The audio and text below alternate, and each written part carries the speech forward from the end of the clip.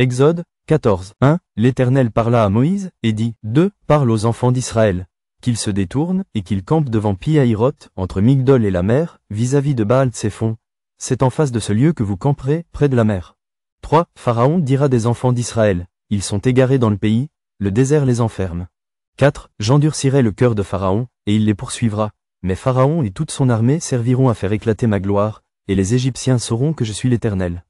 Et les enfants d'Israël firent ainsi. 5. On annonça au roi d'Égypte que le peuple avait pris la fuite. Alors le cœur de Pharaon et celui de ses serviteurs furent changés à l'égard du peuple. Ils dirent, qu'avons-nous fait, en laissant aller Israël, dont nous n'aurons plus les services? 6. Et Pharaon attela son char, et il prit son peuple avec lui. 7. Il prit 600 chars d'élite, et tous les chars de l'Égypte. Il y avait surtout des combattants. 8. L'Éternel endurcit le cœur de Pharaon, roi d'Égypte, et Pharaon poursuivit les enfants d'Israël. Les enfants d'Israël étaient sortis la main levée. 9. Les Égyptiens les poursuivirent, et tous les chevaux, les chars de Pharaon, ses cavaliers et son armée, les atteignirent campés près de la mer, vers Pi-Hahiroth, vis-à-vis de Baal-Tsephon. 10. Pharaon approchait. Les enfants d'Israël levèrent les yeux, et voici, les Égyptiens étaient en marche derrière eux. Et les enfants d'Israël eurent une grande frayeur, et crièrent à l'Éternel. 11. Ils dirent à Moïse, n'y avait-il pas des sépulcres en Égypte, sans qu'il fût besoin de nous mener mourir au désert? Que nous as-tu fait en nous faisant sortir d'Égypte? 12. N'est-ce pas là ce que nous te disions en Égypte? Laisse-nous servir les Égyptiens, car nous aimons mieux servir les Égyptiens que de mourir au désert. 13. Moïse répondit au peuple, ne craignez rien, restez en place, et regardez la délivrance que l'Éternel va vous accorder en ce jour. Car les Égyptiens que vous voyez aujourd'hui, vous ne les verrez plus jamais. 14. L'Éternel combattra pour vous. Et vous, gardez le silence. 15. L'Éternel dit à Moïse, pourquoi ces cris?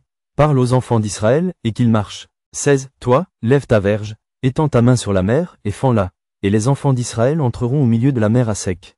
17. Et moi, je vais endurcir le cœur des Égyptiens, pour qu'ils y entrent après eux, et Pharaon et toute son armée, ses chars et ses cavaliers, feront éclater ma gloire. 18. Et les Égyptiens sauront que je suis l'Éternel, quand Pharaon, ses chars et ses cavaliers, auront fait éclater ma gloire. 19. L'ange de Dieu, qui allait devant le camp d'Israël, partit et alla derrière eux. Et la colonne de nuée qui les précédait, partit et se tint derrière eux. 20. Elle se plaça entre le camp des Égyptiens et le camp d'Israël. Cette nuée était ténébreuse d'un côté, et de l'autre elle éclairait la nuit. Et les deux camps n'approchèrent point l'un de l'autre pendant toute la nuit. 21. Moïse étendit sa main sur la mer. Et l'Éternel refoula la mer par un vent d'Orient, qui souffla avec impétuosité toute la nuit. Il mit la mer à sec, et les eaux se fendirent. 22. Les enfants d'Israël entrèrent au milieu de la mer à sec, et les eaux formaient comme une muraille à leur droite et à leur gauche. 23. Les Égyptiens les poursuivirent, et tous les chevaux de Pharaon, ses chars et ses cavaliers, entrèrent après eux au milieu de la mer.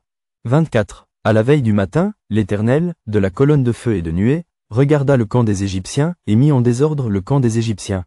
25. Il ôta les roues de leurs chars et en rendit la marche difficile. Les Égyptiens dirent alors, fuyons devant Israël, car l'Éternel combat pour lui contre les Égyptiens. 26. L'Éternel dit à Moïse, étends ta main sur la mer, et les eaux reviendront sur les Égyptiens, sur leurs chars et sur leurs cavaliers. 27. Moïse étendit sa main sur la mer. Et vers le matin, la mer reprit son impétuosité, et les Égyptiens s'enfuirent à son approche. Mais l'Éternel précipita les Égyptiens au milieu de la mer. 28. Les eaux revinrent, et couvrirent les chars, les cavaliers et toute l'armée de Pharaon, qui était entrée dans la mer après les enfants d'Israël. Et il n'en échappa pas un seul. 29. Mais les enfants d'Israël marchèrent à sec au milieu de la mer, et les eaux formaient comme une muraille à leur droite et à leur gauche. 30. En ce jour, l'Éternel délivra Israël de la main des Égyptiens.